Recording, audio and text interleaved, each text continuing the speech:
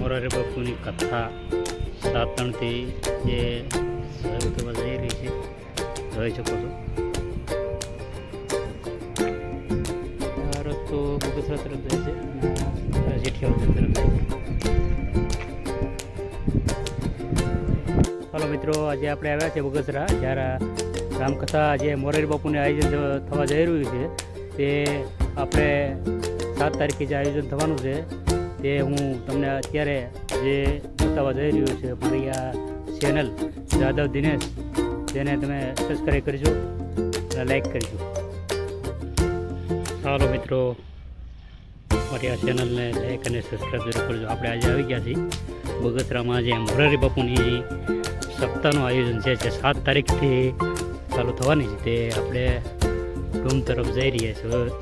આ સભાટ જ્યાં કથા આયોજન છે તે હું તમને ડૂમ બતાવવાની કોશિશ કરું છું. જબરજસ્ત આયોજન છે.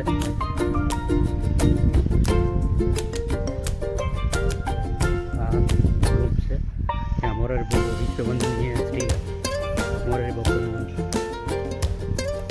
ત્યાં ભવ્ય કથાનું આયોજન છે.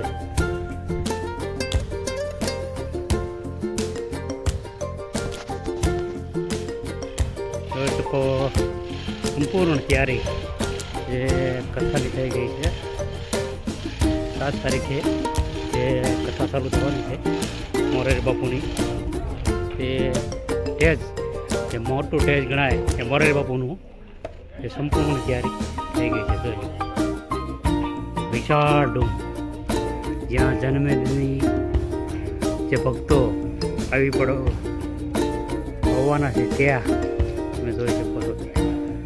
જબરજસ્ત નજારો દેખાય છે. સંપૂર્ણ તૈયારી થઈ ચૂકી છે. આ છે સભા મંડપ જ્યાં મોરારી બાપુ બેસીને રામકથા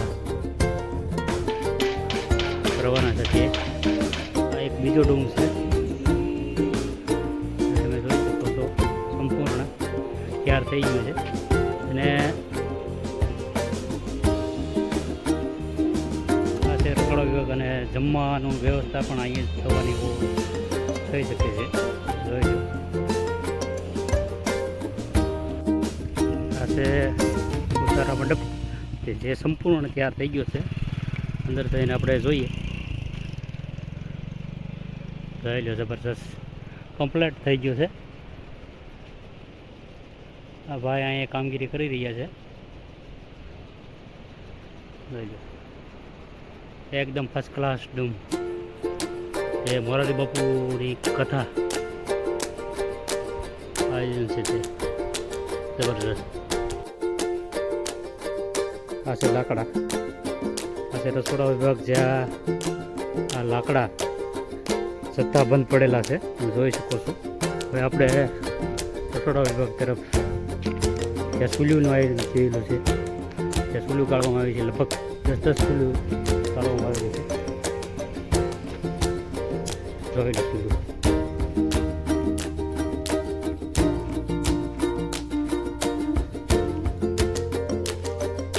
આ છે ચૂલું. 10 બે સાઈડ 10 ચૂલું કાઢવામાં આવેલું છે. ત્યાં વિશ્વ વંદનીય મોરારી બાપુની કથાનું આયોજન છે. જ્યાં ભક્તો ઉમટી પડવાના છે ત્યાં જગ્યાનું હું બગસરા હું બતાવી રહ્યો જોઈ શકો છો તમે. આ સાઈડ પણ એટલી જ ચૂલો છે, 10 બે સાઈડ.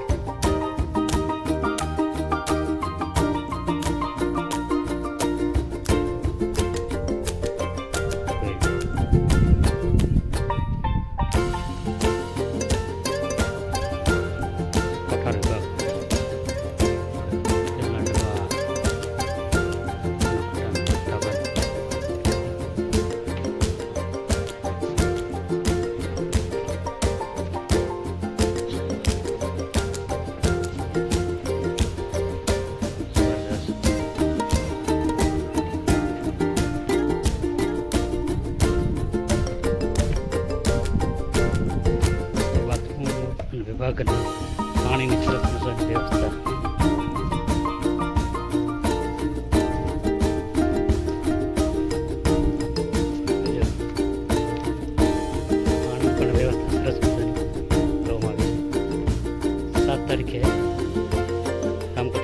છે.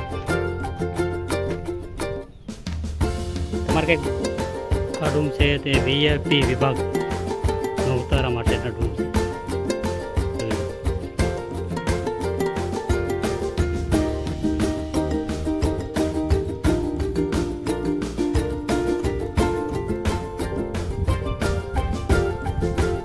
વિશાળ રૂમ છે, મોટો રૂમ,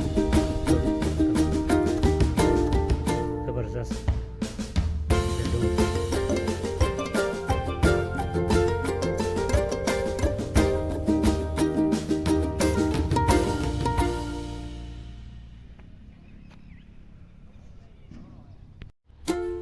બગસરા જ્યાં રામકથાનું આયોજન થયું છે, ભવ્ય મેળાનું પણ આયોજન છે. જોઈ શકો છો, જોઈ લો.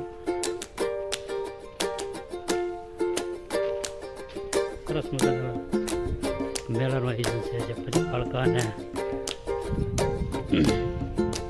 બધી તૈયારી સંપૂર્ણ થઈ ગઈ છે.